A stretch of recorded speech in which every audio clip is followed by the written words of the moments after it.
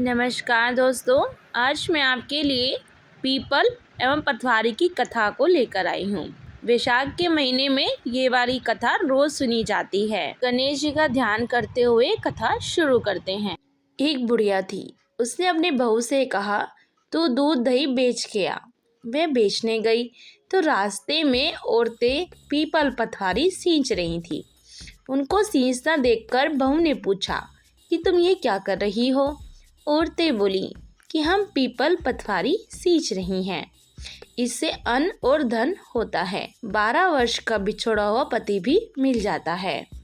वह बोली, ऐसी बात है तो तुम पानी से सींचती हो तो मैं दूध से सींचूंगी।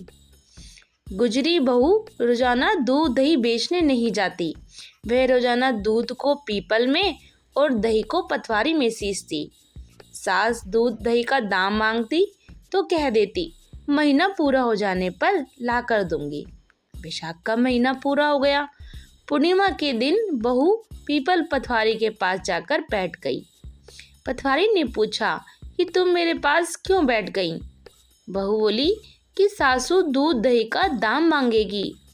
पीपल पटवारी बोली कि मेरे पास क्या दाम रखा है, ये भरा टिंडा पान पतूरा, इसको ले जा।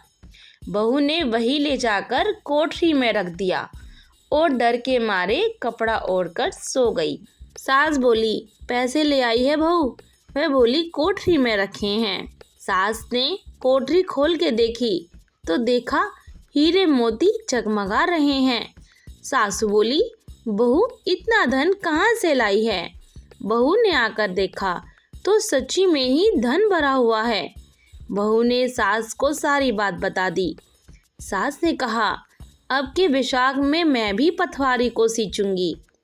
वैशाख आया, सास दूध दही तो बेच आती, हांडी धोकर पीपल पटवारी में चढ़ा देती। आकर बहू से कहती, मेरे से दाम मांग।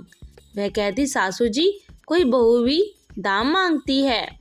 मगर सासू कहती, तू मांग। बहू बोली, सासू जी पैसे ले आओ। तो सास पीपल पटवारी के पास जाकर बैठ गई। पीपल पटवारी ने सास को पान पतूरा भरा टिंडा दे दिया। उसने ले जाकर कोठरी में रख दिया। बहू ने खोलकर देखा तो उसमें कीड़े मकोड़े बिलबिला रहे हैं। बहू ने कहा, सासू जी यह क्या। सास ने आकर देखा और बोलने लगी, पीपल पटवारी बड़ी दोगली है, इसको तो धन दिया और मुझको कीड़े मकोड़े दिए।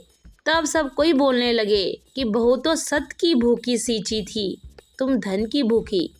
हे पटवारी माता, जैसा बहू को दिया वैसा सबको देना, जैसा सास को दिया वैसा किसी को ना देना। बोले पीपल पटवारी की जय। कृपया करके दोस्तों शेयर, लाइक या कमेंट ज़रूर करें और मेरे चैनल को सब्सक्राइब करना ना भूलें।